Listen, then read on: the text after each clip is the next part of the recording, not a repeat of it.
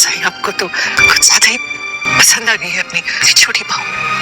पहले वो हाथ काट के पिल्स खा के खुदकुशी की इतनी सारी कोशिशें करके भी बच गई। ऐसा ना हो कि इस बार खुद को शूट कर ले और उसकी खुदकुशी का ख्वाब पूरा ही हो जाए। तो आप उसके पास ही बैठे रहिएगा, क्योंकि आपके लिए तो उसकी जिंदगी से ज्यादा जरूरी और कुछ नहीं। दुआ मुझे अपने पैरों पे खुद कुल्हाड़ी मारती हुई नजर आ रही है, क्योंकि जिस तरह से फरा गजनवी पे इतनी उल्फत निछावर कर रही है, उस लिहाज से अगर देखा जाए तो गजनवी के साथ दुआ का रिलेशनशिप कमजोर से कमजोर होता चला जा रहा है, क्योंकि गजनवी इस बात को बिल्कुल पसंद नहीं कर रहा अंदर से कि ये 2 टके की लड़की जिसको मैं खरीद कर लाया हूँ ये मेरे सामने आकर खड़ी हो जाएगी। और फरा के लिए अभी भी उसके दिल में इज्जत है, क्योंकि एक तो वो उसकी ना सिर्फ ये कि पहली मोहब्बत है, दूसरा ये कि फरा का खानदान भी उसकी टक्कर का है।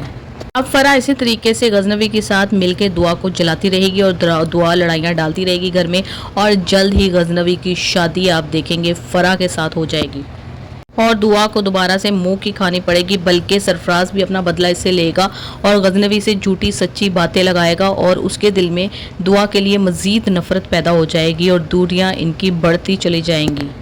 गजनवी के वालिदैन जो हैं वो दुआ के साथ हैं। हालांकि कशमाला को भी इस चीज़ की बहुत ज़्यादा तकलीफ है कि आपने अपनी दूसरी बहू को क्यों तस्लीम कर लिया, उसको इतना प्यार क्यों दे रहे हैं। फिर भी उन्होंने उसको समझाया कि भाई तुम्हारी हैसियत पहले है, तुम हमारे बड़े बेटे की बहू हो, उसके बाद गजनवी की बीवी हो, लेकिन इसकी इतनी ज़्यादा अहमियत नहीं है, हमने सिर्फ इसको गजनवी के लिए कबूल किया है। दूसरी तरफ फिजा ने इतनी ज़्यादा बेवकूफ़ी की है कि सुंबुल के साथ लड़के से मिलने चली गई और वो गायब हो गई और ख़ुद ही उसके साथ पकड़ी गई।